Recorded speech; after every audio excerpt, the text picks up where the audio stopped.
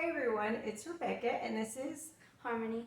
And today we are stocking up on some of our winter essentials. So we're going to be making some beeswax candles and some lip balms and some tallow balm. So these are great to have in the winter to keep you moisturized and for the candles for light. And these are also make really great presents. We like to give them as presents during the holidays, don't we?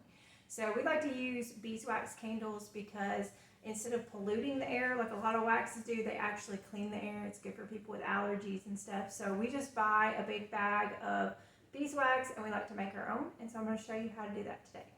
For the lip balms, we are going to be using, this is just cocoa butter, and then we have beeswax and coconut oil. So it's just these three ingredients. We're going to use equal parts of those.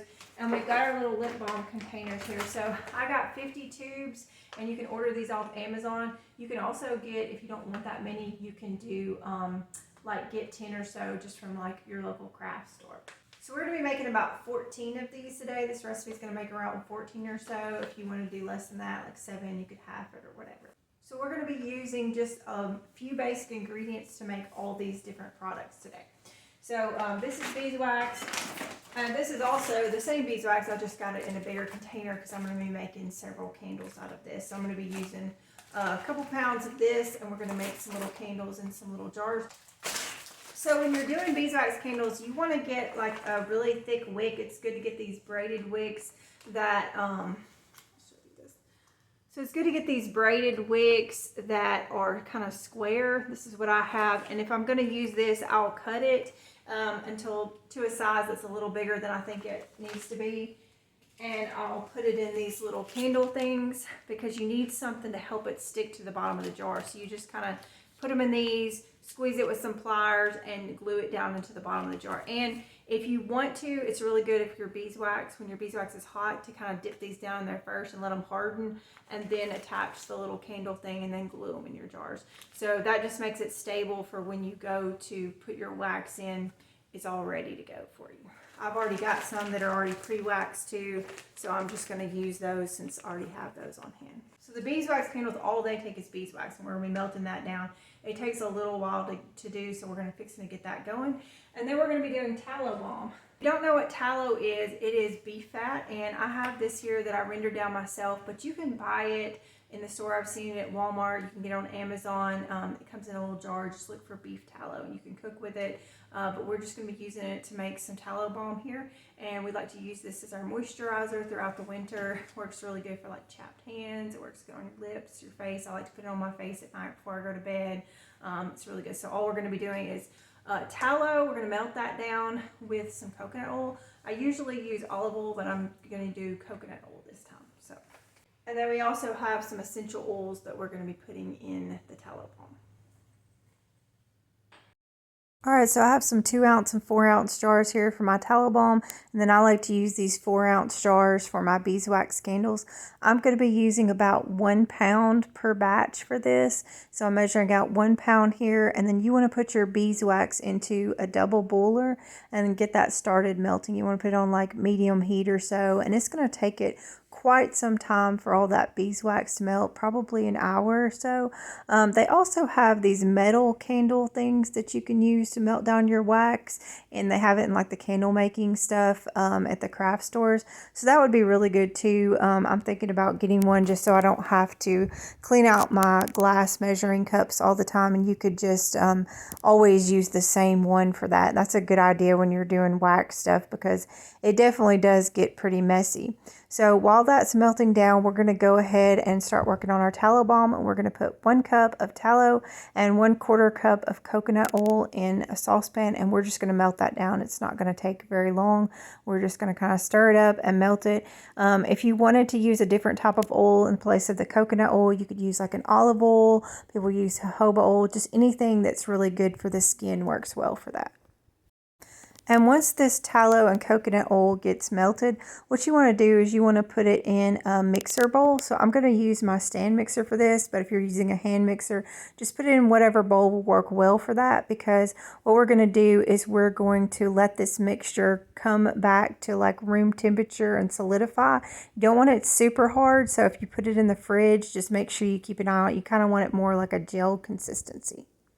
So while our tallow balm mixture is setting up, we're going to go ahead and make our lip balm. And we've got 2 tablespoons of cocoa butter, 2 tablespoons of coconut oil, and 2 tablespoons of beeswax. And we're going to melt that down in a double boiler just like we're doing with our beeswax. So we're going to go ahead and get our lip balm containers out and have them ready, because once this comes off the heat, it cools down really quickly. So you want to have everything ready so you can just go ahead and get those poured up really quick. So now I'm just going to glue my wicks down into my jars. I'm using a super glue today, but hot glue works really good. That's what I normally use. And then once your candles are done, you could usually just pop the wicks back out and reuse your jars.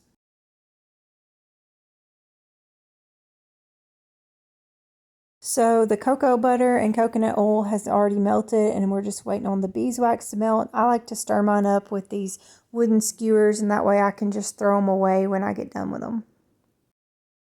Now it's ready, and we're going to go ahead and put some peppermint oil in here. You want to put maybe like 15 or so drops. I like to stir it up and then smell it and see how it smells. We like to mix the peppermint because it smells like cocoa already, and the peppermint cocoa is just a really nice flavor, but you could add whatever flavor you like to it, or you could just leave it plain. The cocoa smells good just within itself.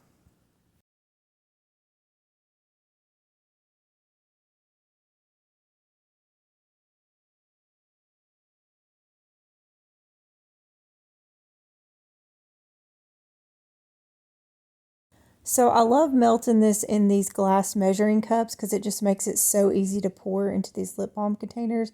And you just want to kind of get it to the very top of that if you can. It's a thick mixture, so it's pretty easy to get all the way up to the top there.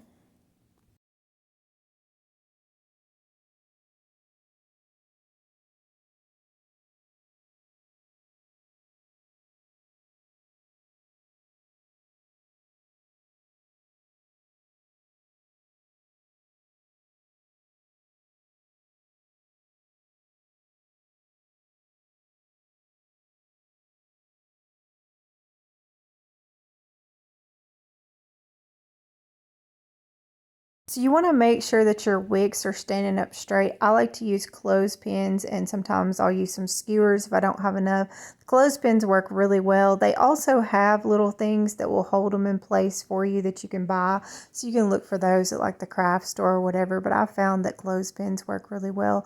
You just want to have that all ready for when your wax gets melted so that you can pour it in. You can see our lip balms are hardening up here and they look great. So our beeswax has been going for a little while now. You can see it's melting around the edges, but it's still got a ways to go. Now this is our tallow balm. It's set up, and you can use it as a balm like this, but we're going to go ahead and whip it up. And if you're using essential oils, you could go ahead and put them in now. I just wanted to use a couple different kinds, so I went ahead and whipped mine up first, and then I mixed my essential oils in later. And you're just going to whip this up for like 2 or 3 minutes. It's going to look nice and white and creamy, and it looks like whipped cream, so that's what you want it to look like.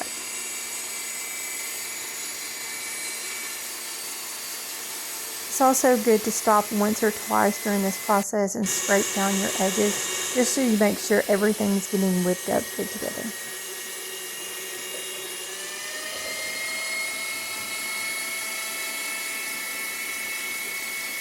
Alright, so this has been whipping for a couple minutes now, and it's getting to the consistency that I want, so I'm going to go ahead and turn this off, and I'm going to put it in some bowls and go ahead and put my essential oils in there, and I'm going to mix it up really good, and then I'm just going to go ahead and put it in my jars, and it's going to be ready to use.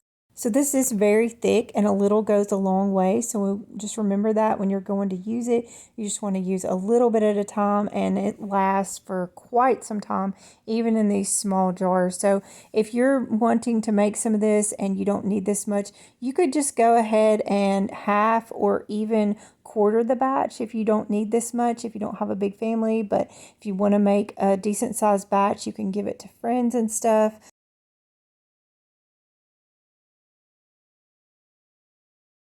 So I'm using this earth and wood scent for one batch, and this is from Eden's Garden, and I really like their essential oils. So I'm just going to mix that in really well. It has kind of more of a masculine scent to it, so it's not super flowery or anything, but we all like this scent. And then I'm also going to be doing the other batch with a chamomile and lavender essential oil, also from Eden's Garden.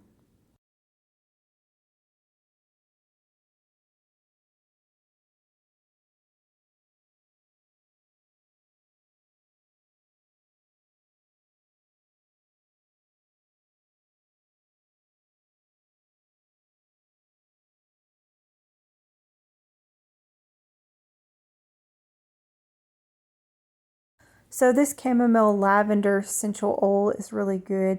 It just smells really nice and it's very calming and soothing. It would be really nice for babies too because it's really gentle. Now, if you've never used tallow balm before, it can have a bit of a strong scent to it from the tallow, and that's why I like to use essential oils with it. It's going to depend on where you get your tallow from and how they've rendered it down according to if it's going to have any type of smell to it, but that is just something to be noted. If you're not used to it, it is going to be a little bit different.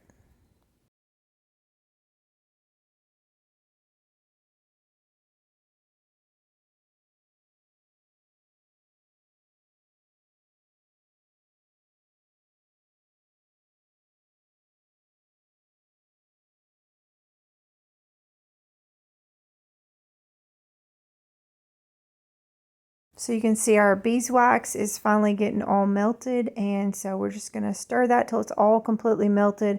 We're going to take it off the eye, and now we don't want to pour it because it's too hot and it'll tunnel and make holes in your candle. So what you want to do is you want to check the temperature on that. You can see this is around 170 degrees or so, so we're just going to let this sit, and you want it to be between 155 and 160 when you pour it. So I've come back here, I've let it sit for a little bit, saying 151, but I'm going to stir it up a little bit and it's going to be right around 155. And so if you were going to add some essential oils in at this time, this would be the time to do it. I don't add any because I just find that you have to add so much that it costs a lot and the candle just doesn't really throw off the scent that well. And I really love the smell of beeswax by itself, so I just usually do just beeswax candles. So we're just going to pour those in up as high as we can on the top there, and then we're just going to let these cool and they're going to be completely finished.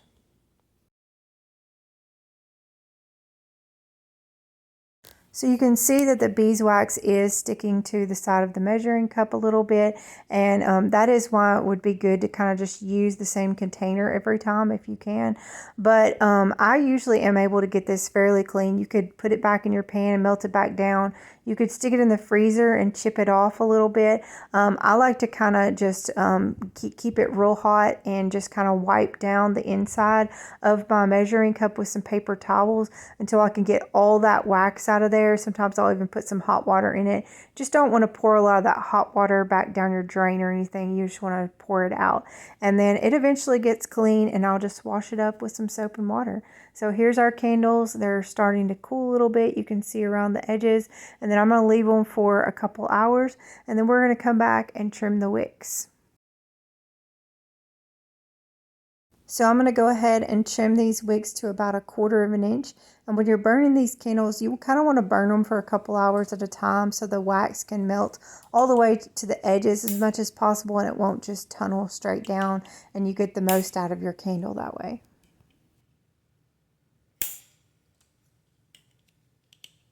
So thank you so much for watching this video. I will have the instructions to the candles and the tallow balm and the lip balm in the description below. And I hope you have a great day today.